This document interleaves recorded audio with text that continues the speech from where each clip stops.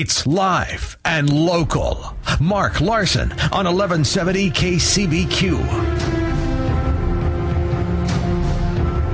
Thanks for tuning in here on the Mark Larson Show. So much going on, and we are covering it all today as this is a very important day before the weekend, before the election. Everybody kind of goes, oh, that's right, I've got to go vote, assuming you're registered to vote. If not, don't try.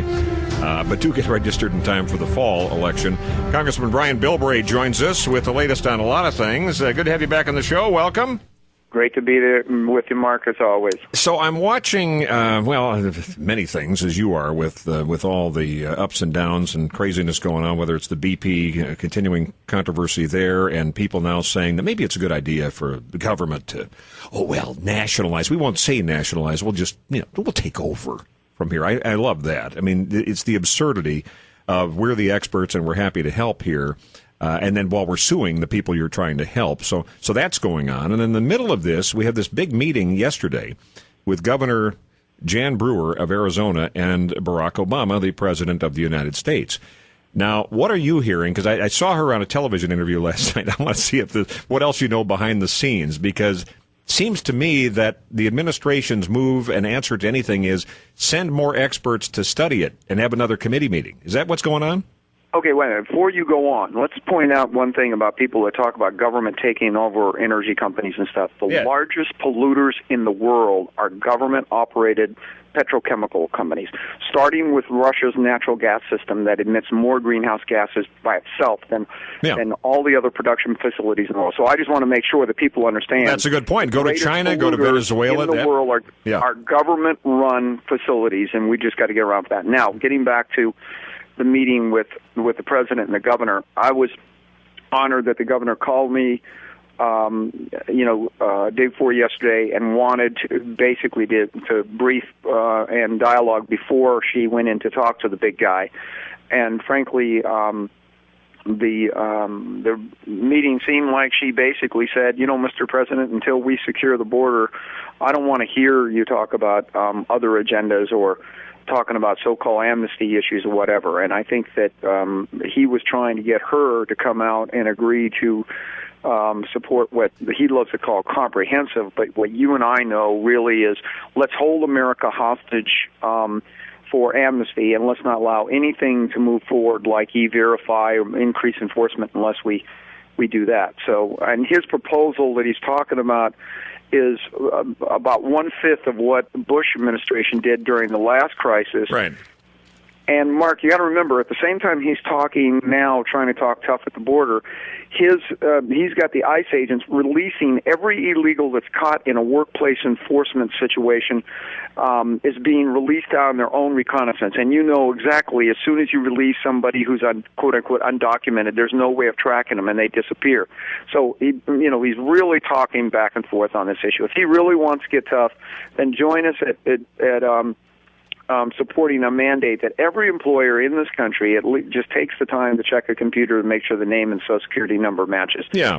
Well, here's the thing. I'm looking at this. I'm looking at a picture of Jan Brewer leaving the White House. She doesn't, and it may just be the nature when they took the picture, she does not look real happy. And then she's on television last night being gracious, but pretty much saying, okay, here, let me explain how this is going to work. We had all the staffers in the room, discuss this at the Oval Office with the incredible power of the Oval Office, which is why presidents love to use that to try to get their way. I'm sure he thought that would work some magic, but not with a person like Jan Brewer being tough as she is.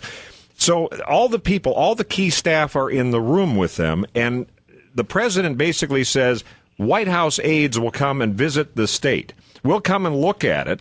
We'll take a look at what's going on the border. He's considering sending up to, you got to remember that's the important part of the 1,200 National Guards, remember, up to 1,200. It's window dressing. He doesn't mean it seriously. It's all a way of trying to just settle this and make it look like he's engaged. But the idea that, just this preposterous idea that the way you solve things is send more people to study it in 2 weeks when the very people who are going to be sent out are already in the room.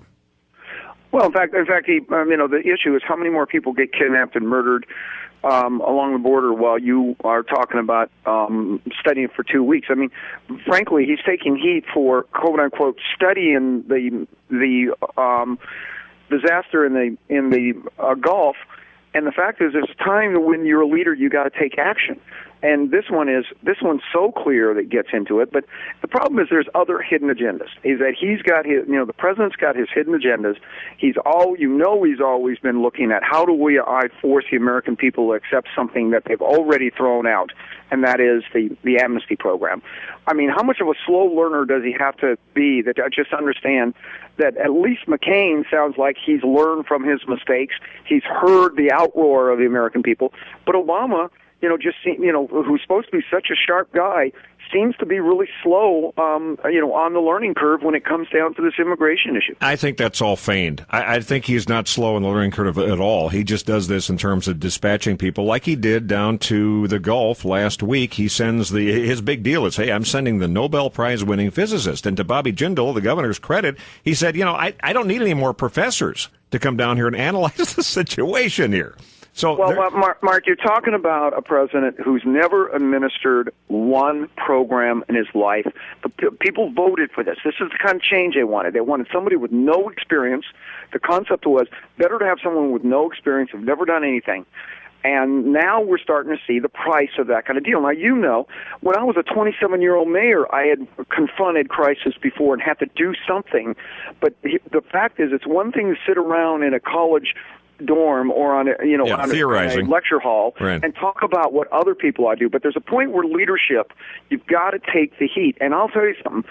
I'm really trying to get down there. I got to spend some time south of the border with some meetings, but as soon as I can get down there, because poor Jindal, to me, is doing exactly what I would do, is say, I'm sorry, Mr. President, but I'm going to build some berms. I'm going to dam the oil away from my wetlands, and you can come and tell me I didn't have a permit to do it later. I truly believe there are people in this administration, some of like the science czar Holdren, some of these people, the EPA administrator Lisa Jackson and so forth, who just in their heart of hearts love this chaos. They love a chance to say, look, this is what happens with fossil fuels, so we'll just let it go. We're not going to admit this publicly, but we don't want to fix it that quickly. Yeah, we'll demonize BP and let's put pressure on them and look like we're doing something with these lawsuits to actually distract them from what they should be doing.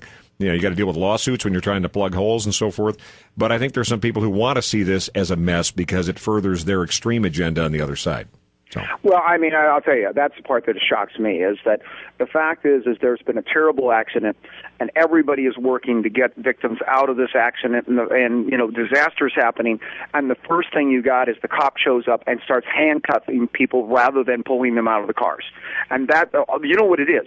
It's because they don't know how to get the people out of the cars, how to straighten out the problem. Right. So so when someone says do something, they say, okay, we'll do something. We'll start arresting people. We'll start citing and suing.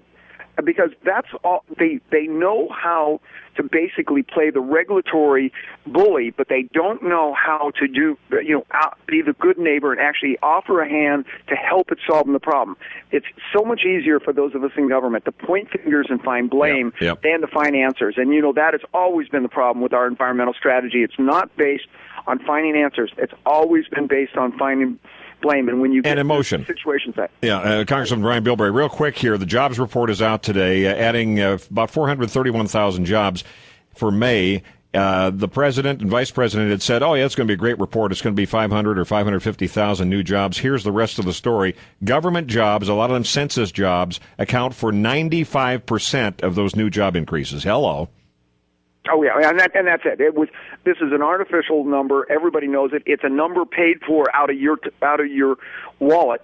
And Mark, one of the things we've got to talk about more often now is saying, look, the American people outrage at all the money that Washington's spending. The president says the only option is for me to take money from the taxpayers, run up a huge debt, and pay for people to work. No, Mr. President, the answer is it's time we go back and look at all the government regs, all the government obstruction, all the things we're doing in government that stops the people from being able to have a job. Instead of pointing fingers at the private sector or pointing fingers at the taxpayer that we're not paying enough, we should be pointing fingers at ourselves and say it's time for government to change the way they do things, and we should be going back to being a partner with the American people rather than a bully. All right, Congressman Brian Bilbray, always a pleasure getting the update, even when the news is, irritating on many, many fronts. So we'll check in soon. Thanks much. God bless you, Mark. More coming up. Mark Larson, live and local. Stay tuned.